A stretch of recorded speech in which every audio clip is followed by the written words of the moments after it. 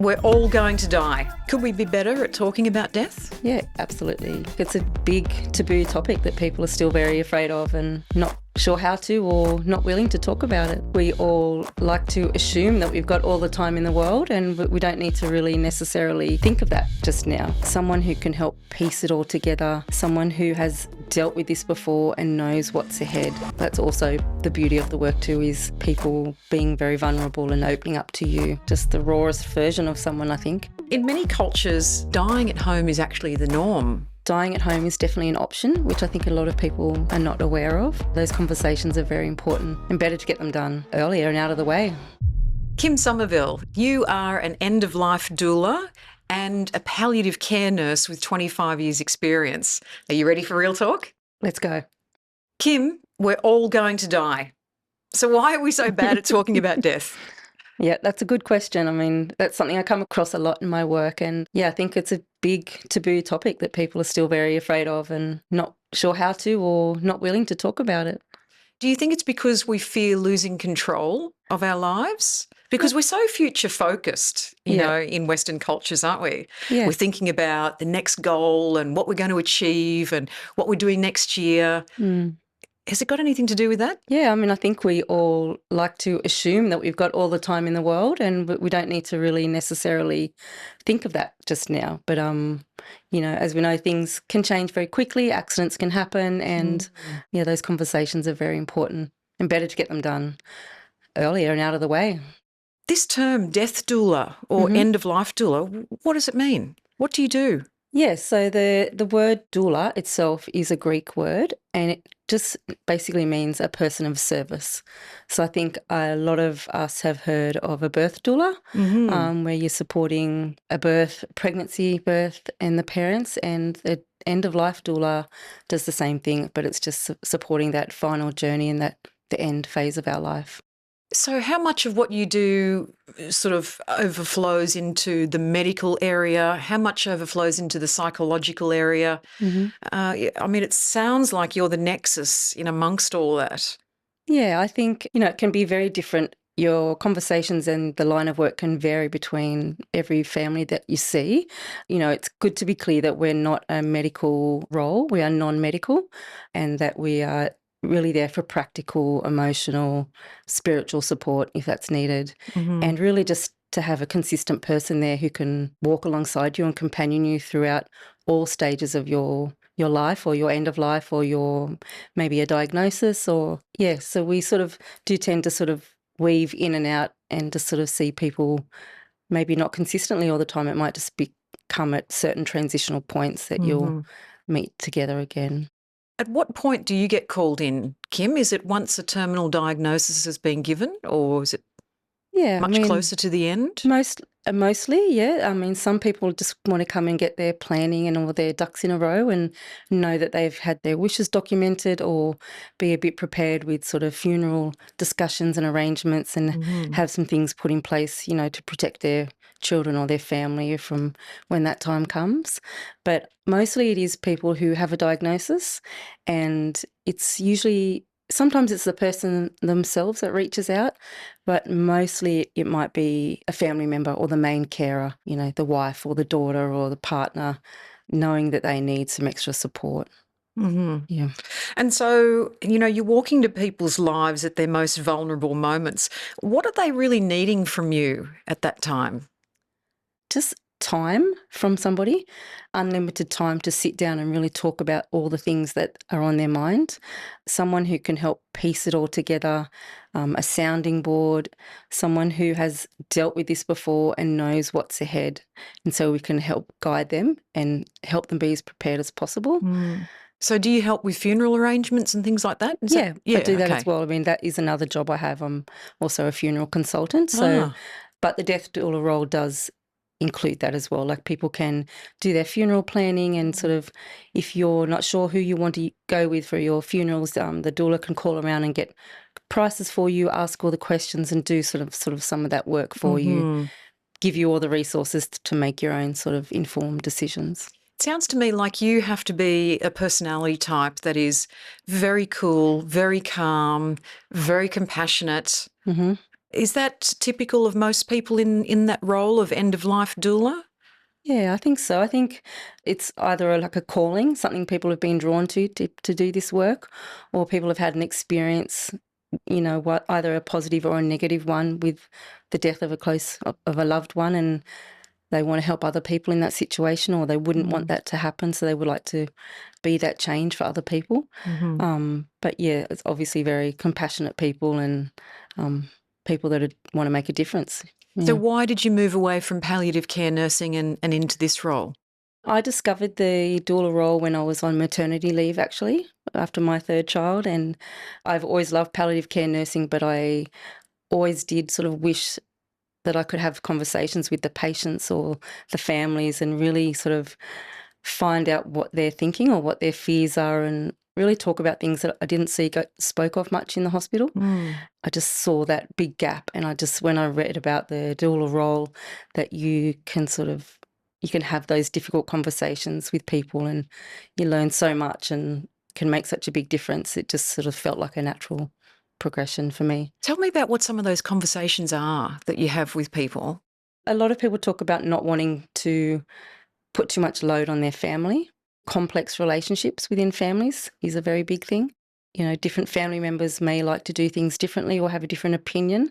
So a lot of those conversations are listening to everyone, making sure everyone feels heard, and sort of getting everyone on the same page so that is sort of reducing any friction and more stress in the family. That is quite a common thing, to have like a neutral person come in and can advocate for the client or for one of the family members. So just someone who's informed and can sort of try and keep the peace. How do you navigate that? Because I'm sure that every family member has got a different idea on how things should be handled. Yeah. Yeah, they do. And I think something we're taught in the doula training is really how to listen to people, not to listen and feel like you have to jump in and fix things. You don't have to give an answer. It's really just attuned listening where you are letting people speak and say what they need to say, and then just sort of responding to that and not being reactive.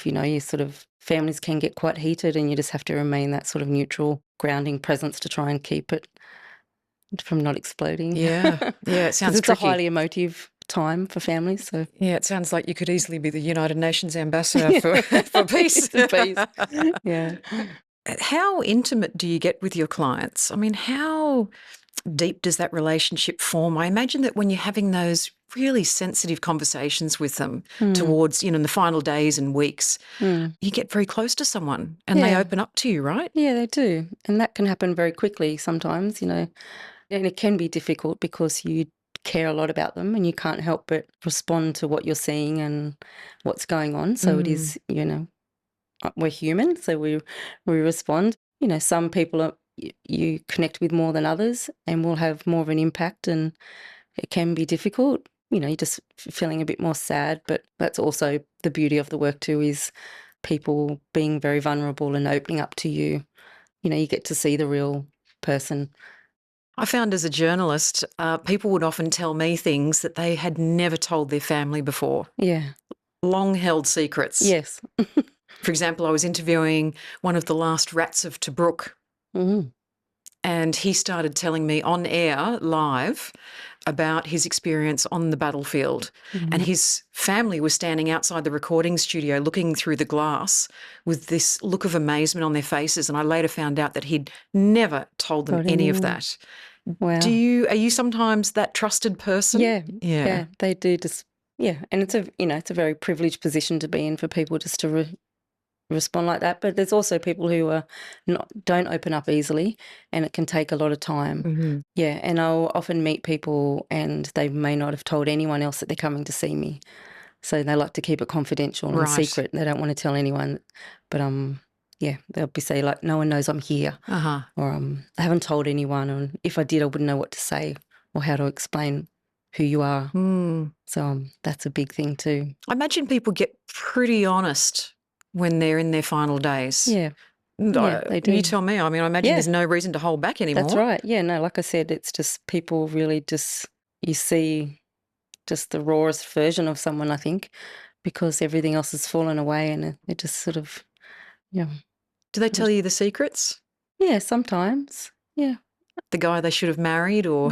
things like that? Yeah, I think people just reflect more on their family and their life and what's been good in their life, and might give you little tips along the way. And that's sort of what has drawn me to this work, and even to nursing in the beginning. I always loved hearing people's stories. It's a privilege. Yeah, the biggest. How do you navigate situations where the person who's passing away wants one thing but the family wants another? I mean, that can be tricky, and that is part of the doula role, is to be able to advocate for the person who's dying. And that's why the sooner we can sort of get in and meet with with family members, or have things documented. You know, if you can document what someone's wishes are, it's really hard to argue against that. Sometimes it just takes a lot of talking and a lot of negotiating, helping people to realise, you know, what that person wanted. They may not have to agree with it, but to respect someone's choice and their decision. But it can be difficult. Kim, how often do people actually get to die in their home? And I'm talking now about versus, what's out of their control and having to go into hospital. Dying at home is definitely an option, which I think a lot of people are not aware of. And yeah, a lot of the work I do is caring for people at home and those who want to stay at home. And that is often a reason why people will reach out, is because they might say, look, we know what we want to do, what we don't want to do, but we just need someone to show us how to do it, or to be there for us, just to back us up, and be that someone that they can call to show up when they need it. And what are the reasons why someone would want to die in their home versus in a hospital? When you're at home, obviously you're surrounded by your pets, Yeah. your family, or your familiar the comforts of home. Yeah, and you can have visitors come and go. There's no restrictions. I think people generally do know one way or another what their preferences are. And not to say that it always works out that way. Like, some people may talk about wanting to die at home, and we plan for that. But we also always talk about like a backup plan, like a plan B and a plan C. Like, what if that doesn't become viable for you to stay at home for whatever reason? What will it look like if you were to go into palliative care or to aged care? And we talk about all the possible scenarios, so that when faced with that situation, they know we've spoken about it, and everyone's sort of on the same page. And when people say that they're wanting to die at home, I mean, what is it they're looking for there? Is it sort of the familiarity of the family home? I think so. And privacy. Yeah. I think privacy, just not having so many interruptions, can be a bit quieter, just easier for people to visit. Comfort, yeah. What brings them comfort, and where they at most feel at peace, I think. Yeah. Okay, so I've decided I want to die at home. What happens next? You would need to discuss that with your treating doctors and your GP, and let them all know that that was your plan. So if you were to have a terminal illness, or you knew that you sort of had a life-limiting illness, you could talk to your GP about it and your specialist and say, this is our plan, this is what we want, these are the things we've got in place. And a doula like myself would come in and speak to you about all those things that you need to have, that you need to consider. Medical equipment and all that sort of stuff. Yeah, okay. I mean, that can all be organised through the hospitals as well, but in really speaking to the practicalities of staying at home, especially when someone's condition deteriorates and they're no longer responding, what that looks like for the family or the carers looking after them, and what they would need to be doing, and who's there to support them. And is it expensive to die at home? No, I don't think so. No, I mean, the government's now put out the End-of-Life Pathways program, and if people are approved for it, they do have, if there's, I think it's maybe a prognosis of 3 months or less, and then the government has a package, I think it's $25,000, to help people stay at home. Right. And that can cover costs of nurses and caregivers to come to the home. Because the hospitals are so overflowing with patients, and the care really does get pushed back to being in the home. So there needs to be more support for that.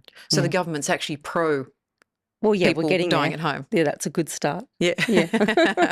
And do you go and take an assessment of the home? Is that part of, the tasks that you do when you get on board with someone? Yeah, I will always, our first visit may just be initially in a cafe. That's a lot of people are more comfortable just meeting somewhere neutral. And then I might go to the family home and meet with the other family members. And yes, I'm always looking at the house and looking at the access and looking at the room where they're thinking that they would be in, and just sort of sussing out all of the all of those sort of practical things, definitely. Mm. But it's always possible. Like, you can always get the equipment in and the support in. Kim, in real estate, we have to disclose, not always, but we have to sometimes disclose if someone has died in a home because it can affect a buyer's decision making. And sometimes that will result in losing buyers. What do you think people are reacting to there? Just the thought of somebody dying in the house, and they're wondering if it's, or not knowing how that died and what happened and what room. Is that my bedroom that I'd be in? Like, maybe it's just a bit unsettling. Yeah. Naturally, yeah.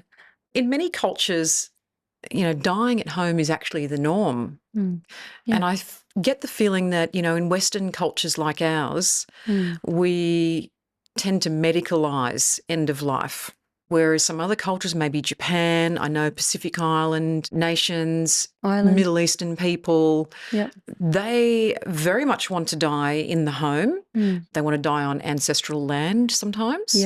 They want to die in the home because their community and their people can be around them as often as they like. And it's also sort of to do with, the spiritual, religious side of things and how that transition to end of life occurs. What are your thoughts on that? Do you think we've got it wrong here in Western cultures? Yeah, I think it's just been so removed from us for so long that we've not experienced it or witnessed it. But those cultures that have grown up with it, it's like you said, it's normal for them, and that's how they grieve, and that's how they say their goodbyes, and that's how they pay their respects.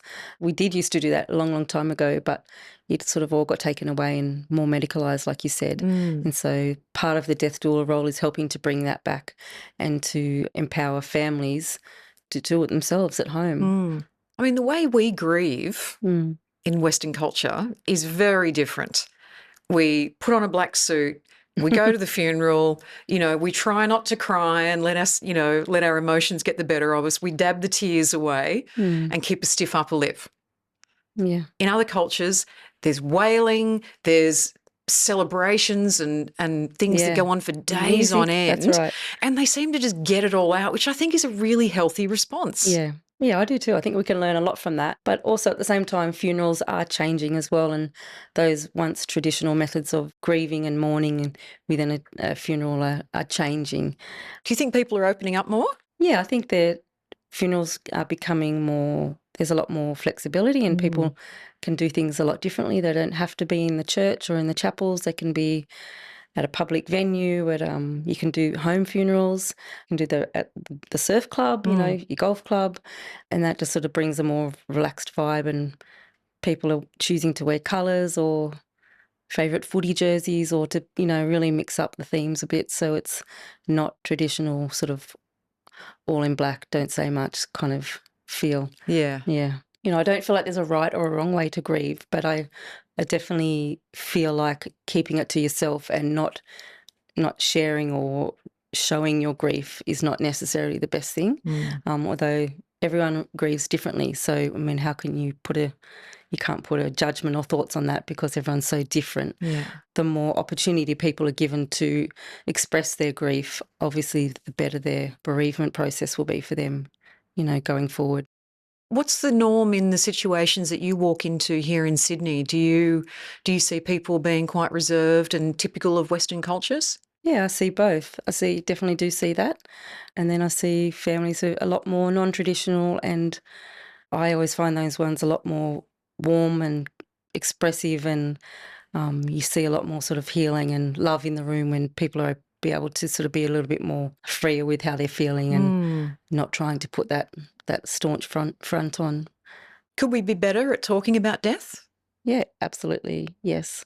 I think starting to talk about it as soon as you can is always a good thing, and I think the younger generation of today are talking about it earlier. Their death literacy is a little bit better than what ours was, and they have these open conversations and they're open to new ideas, and so I really feel like that really good change is coming through. And it can be hard talking to sort of older generations who have never grown up that way and never been taught to. Everything's always sort of been pushed aside and not discussed, so it can be a very generational thing, of course, as well.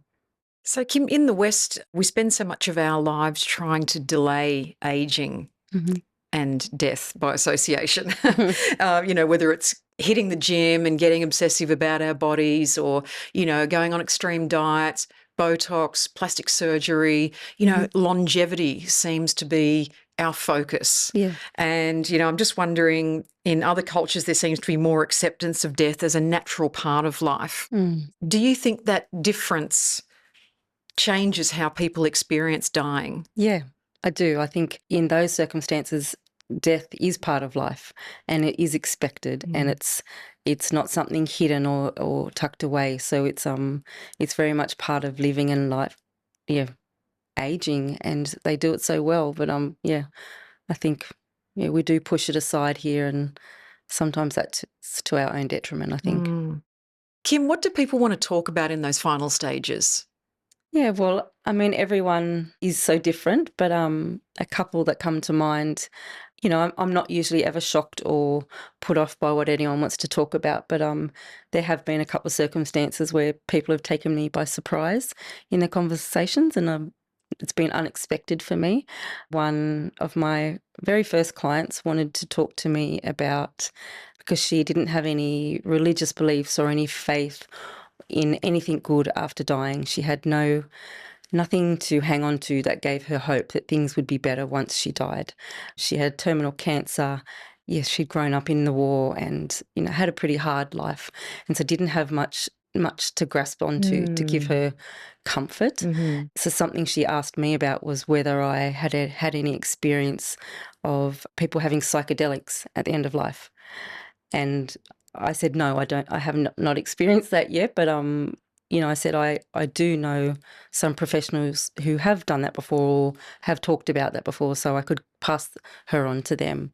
But her reasoning for that was that she just wanted to experience something better than what she was experiencing now, in the hope that that out of body, out of mind experience would be something amazing and would give her some hope to what would be happen after she dies, if there was something else. So so I was very new to the doula work then, and that really threw me because it was very unexpected. But again, she just wanted to speak to someone about it. She said, and nobody knows I'm here. I'm not telling anyone where I am. And she just wanted to have all these hard questions and these big thoughts with someone. Yeah, so that was one interesting one. Did she end up having the DMT? No, she didn't end up. No, that it never I said eventuated. DMT because I know it's a chemical that gets released in the brain or something when you die. There is psychedelics that can be used for anxiety and all sorts of studies being done, but it never eventuated. But she did look into it quite a bit. Right. I was asking if I would be prepared to be with her at that point, and oh wow, so that was an unusual, uncertain thing for me as well. Yeah. But it never eventuated. Okay. And she did end up having a peaceful death. Oh, good. Yeah. And then another one I can think of is a beautiful man who I became very close with. And our very first time meeting, he was talking to me very openly about, he had motor neuron disease, spoke very openly about he lived on his own, didn't have any partners or family around. And he talked a lot about getting out of here, and I assumed he meant that he was talking about leaving where he was living and going into care. We were talking about that, but then it became apparent that he was actually talking about taking his own life. And so that really, really threw me. What do you do with that? Yeah, I think I started crying. I think I had tears in my eyes because he just spoke so beautifully and plainly and real. I don't know. I just listened to him, and it was. But what's your responsibility in that situation? Well, that was something I wasn't sure about because I'd only just met this person, and nothing eventuated, and he ended up going down the path of voluntary assisted dying. So that was. But yeah, he understood that I couldn't. He couldn't put me in that position, and he apologised, but just wanted to get it off his chest. Do people ask you to help them? People used to in the past said, before voluntary assisted dying was legal, I did have people say, oh, do you have anything to do with euthanasia? And I was like, no, it's definitely not my role, and it's illegal. So it was back then anyway. Yeah, people ask questions about it, but now there are avenues people can go down to get that approval. Yeah. Do people express their regrets to you? Or are they more focused on reliving the positive parts of their lives? I think a bit of both. I think there are a lot of regrets with relationships. Mm. I think that seems to be the big thing that people always talk about is any relationship strains or with family members that have already died or that are here. So that's something we'll talk about a lot, and is maybe getting those conversations started so people can say all of those important things like, I'm sorry and please forgive me, or Mm. all the thank yous, all those things that help to bring them peace before they go. Yeah, but other people are very reflective on what a wonderful life they've had, and, please don't be sad for me. I've had a great life and I'm ready to go. Yeah. It's everything. So it's, yeah, everyone is so different. You just never know what you're gonna get. Yeah.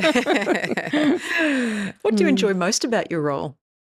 Like I said before, listening to people Yeah. and really having those conversations with them and just really trying to improve their experience, so that, I just think birth and death are the biggest parts of our lives, and it's important we do them well. And I just, you know, had seen so many positive and negatives in my nursing experience that I really wanted to focus on how to do it better and how Yeah. to help families do that.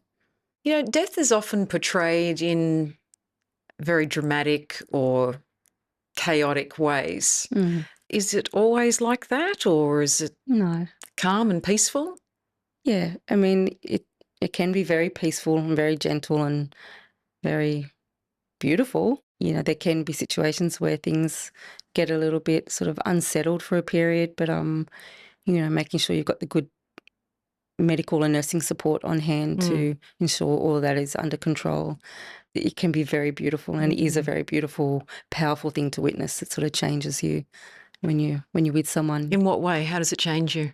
I think it just makes you reflect on your own life and your own mortality, and like, wow, this is going to happen to all of us. Yes. There's no escaping that. So it really does make you focus more on living well Yeah. and doing what you love in life, and makes you realise how short life is. So, yeah, so it's not necessarily morbid. It makes you want to live your life better. I think my attitude to life has changed a lot after losing family members and friends around me over the years. I don't get quite as hung up on the small stuff anymore. Yeah. You don't sweat the small stuff anymore. Yeah. Because you know that at the end of the day, it's It all doesn't okay. matter, And yeah. it doesn't matter, No.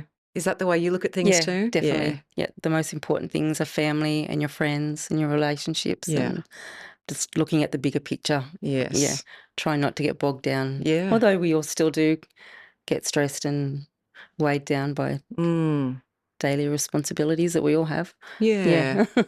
Absolutely. I mean, it occurred to me in the lead up to today's podcast that you spend a lot of time of your living time thinking about and managing death. I do. Yeah, I do. I often think that. Isn't that strange? Yeah, I guess that is very strange. How do you feel about your impending death? I mean, not that I wish it on you any earlier than it needs to be. I mean, I guess that's something I could think about more, to be honest. Like, I guess I've experienced the ways that I would like things to unfold and what I wouldn't want. So it makes my wishes and my preferences a lot clearer. What wouldn't you want? Well, I wouldn't want to be kept alive at all costs, if I wasn't going to survive. I wouldn't want all of those. I wouldn't want to be connected to machines and life support. Yeah, I would rather just to die naturally and peacefully, surrounded by my family if possible. Yeah, I don't know. I've taken notes of all the things that I love and want, and I really sort of would like to encourage my family or friends to step forward and to try and be present if they could be, because I see what it offers people. Naturally people are very anxious or scared about being with someone who's dying or who has just died. And from what I see all the time most time, like 90% of the time, is people, once they get over that initial fear, they come out feeling a lot more relieved and glad that they did it. It's just been a matter of being shown, like gently supported through that. Yeah, so for me that is important in my work, to provide that for other people so that they feel comfortable to be with someone that's died. Yeah, and not be so afraid. Kim, what are some of the practicalities around dying in the home? I mean, do you have to have a lot of space? Do you have to, How does it Yeah. work? Yeah, so I mean, it is important to consider the space, and quite often, I mean, some people will just stay in their own bed, but a lot of the time people end up getting a hospital bed brought into the home just because that's a lot easier to care for someone in the bed with the remote control.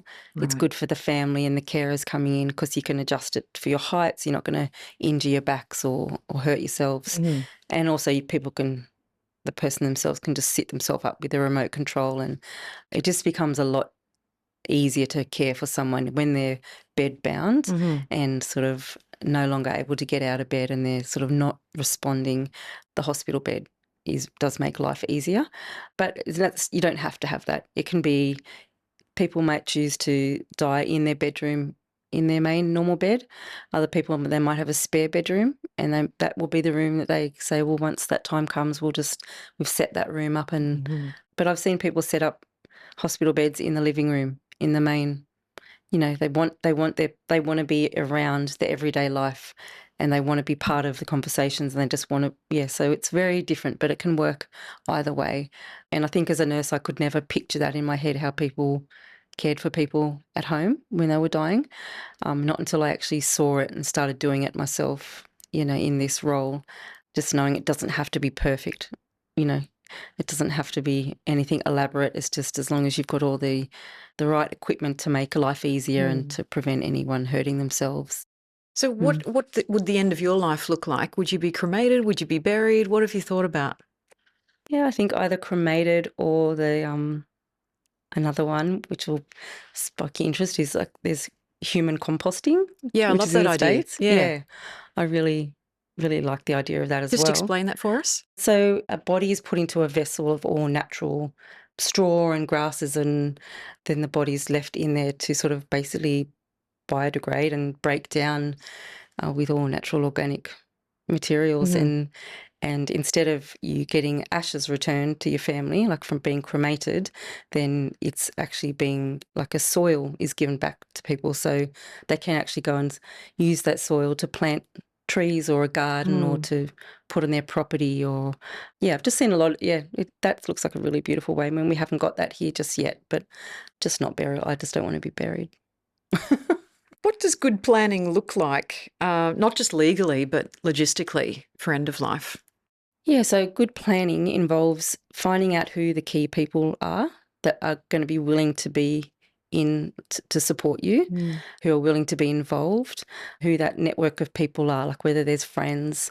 So really getting that community around you if you Mm. can to help with like meals or taking the dogs for a walk or just getting all the daily things to keep them going afloat. Mm. But also, yeah, planning and writing things down, documenting wishes and having all those conversations, having advanced care directive, which is just to document your wishes, what you would want if you weren't able to speak for yourself, but it can be as simple as just having conversations with your family around the dinner Mm. table. There's more people than ever living alone these days, Kim. What do people like that do? Yeah, and that is a lot of people I see don't have anyone. Yeah. So they're reliant on carers or doulas, to do it all. And it's really hard for those people who have no one and they want to stay at home. But when they don't have that support network, it makes it very difficult. So there's more pressure on you, right? Yeah. Yeah. And trying to get more support in as well, Mm. like carers. And then that comes down to finances and costs and can be really difficult. Yeah. Yeah. What has working so closely with death taught you about life? Just to be grateful for life, really, Mm. and to be grateful for everything, all of your family and friends and those close people. Like it just, because when you think about your own death, I think that's the things I think about most anyways, not seeing those people again. So they are the most important things. So tell people that you love them and, show your gratitude and Mm. yeah, makes you want to live more fully and tell people what they really mean to you, I think. Yeah. I had some Mm. experiences last year, actually, spiritual experiences. Mm. And the only way I can describe it is that it was most like a near death experience. There was no accident involved. Mm. Good. No, but it was like a near death experience where I left my body Right. and went to other realms. That's the only way I can describe it. Wow. It was the most amazing thing I've ever experienced in my life. Wow. And since I experienced that, Yeah. I no longer have a fear of death. I feel okay about going to the other side. Not that I want to go there anytime No, soon that's because right. I'm Not having in a a great hurry. time here. That's right. But Too much to do. Yeah, there's too much to do, too many boxes to tick and, places I want to go and see. But it's taken away that fear, that anxiety that I was walking around my life with. Yeah, wow. And it's very cool. It would be. And I would love wonder, that. well, I wonder, how many people are going into death Yeah. in their final days feeling so anxious, so frightened Yeah. about what's coming. And don't get me wrong, I'm sure that, when my time is coming, Yeah, of course. I will have anxiety as well, Yeah, right? same. We'll be like, we're human. Yeah. You can't help feel those things. But yeah, I know there are sort of type of meditation practices you can do, like a living funeral where you can sort of go into, they take you into that deep meditative state and then you get you to visualize your death and your funeral and getting That's you to right. write things down. Yes. I actually did that. Yeah. Oh, did you? I did the death meditation. Oh, did you? Yeah. Was that it? My experience didn't happen with the death meditation, but it was part of, it was in Bali. It was a place called Pyramids of Chi. It's like a sound healing I know that place. Yep. Absolutely incredible. I can't wait to go back there. Yeah, I would love to They go had there. so many different types of treatments available, but I did do the death meditation while I was there. It was great. very cool. So we had this Look at you. That's monk. very good. Yeah. They had this monk who, over the course of about 2.5 hours, we started out sitting in a circle, just, introducing ourselves and talking about why we were there. And a lot of people had just experienced loss of a loved one. Yeah. That wasn't the case for me. I was just, I'm eternally curious. I was that kid who was always asking why. And soul searching. And so when I saw a death meditation was on the activities list, I thought, I've definitely got to go and do that. Yeah. So the monk led us through this 2.5-hour ceremony. And during that time, you lie down, you get comfortable, and then he talks you through, okay, you're floating down a river. Yeah. And then, that goes on for a while. And then you drift to the side of the river and then you get out of the water. Everything's safe. You're completely safe. There's no chance of anything going wrong. You get out of the water and then you see there's a big oak tree. There's 2 big oak trees. And between the oak trees is your burial plot. Right. And all your family and friends are standing around the burial plot. And he talks you through, what you're experiencing, what your family and friends might be experiencing.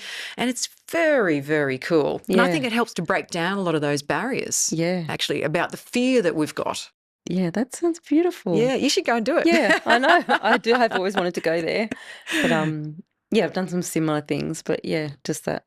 I mean, a lot of people say that once they have experienced something like that, they don't have that fear. Mm-hmm. So fear has a big impact on the way we die. And I've seen that firsthand, just witnessing people who are fearful or scared and haven't had that opportunity to talk.